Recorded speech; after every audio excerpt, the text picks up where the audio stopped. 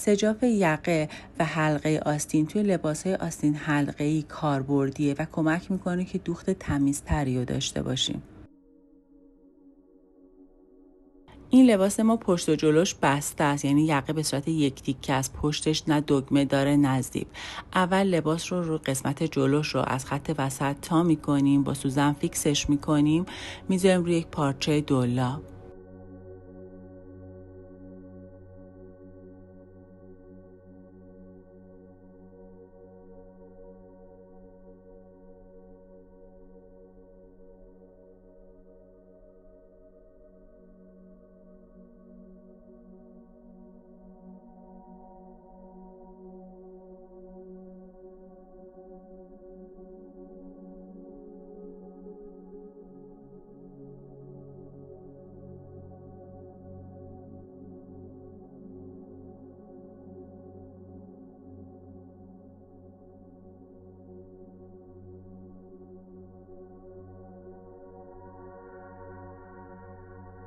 سرشانه یقه حلقه آستین رو کپی میکنیم. از خط پهلو لباس 6 سانتی متر میایم پایین و از خط وسط لباس هم 10 سانتی متر.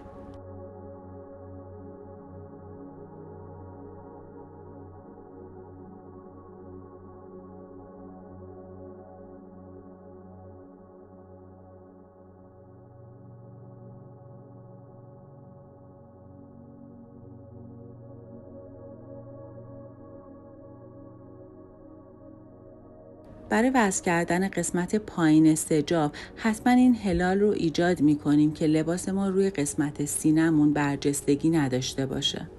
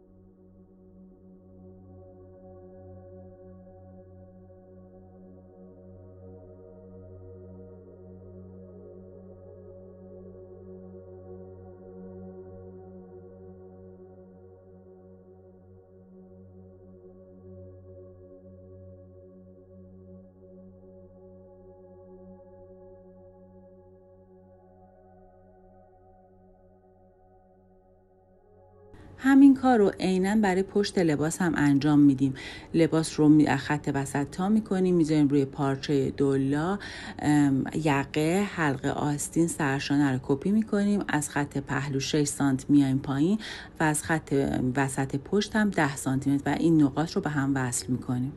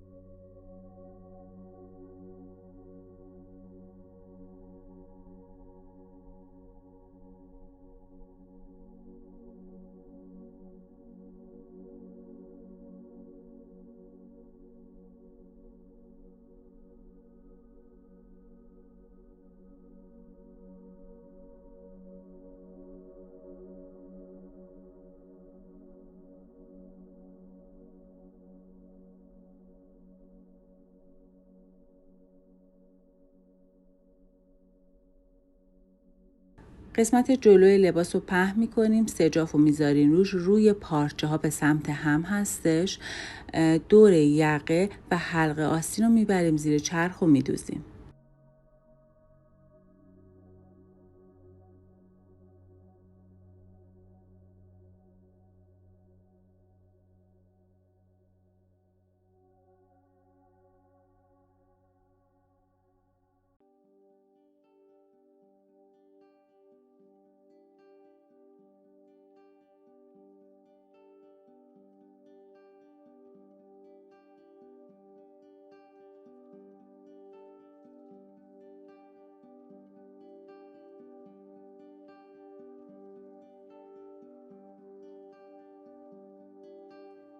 برای قسمت پشت لباس هم ما لباس رو پهن میکنیم، سجاف رو میذاریم روش، ولی این بار فقط ما دور حلقه آستین رو میدوزیم.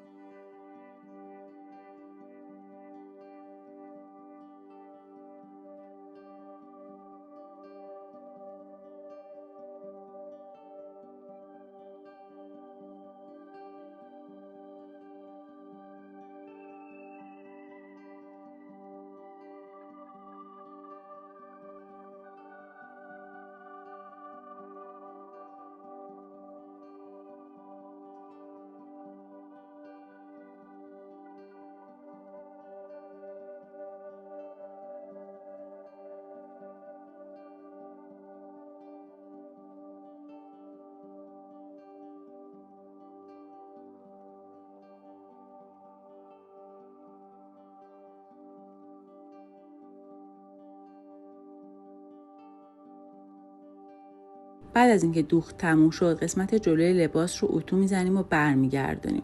وقتی برمیگردونیمش به همین شکلی که میبینید، میبریم داخل قسمت پشت لباس و سرشانه ها رو روی همدیگه فیکس میکنیم، سوزن میزنیم، میبریم زیر چرخ و میدوزیم.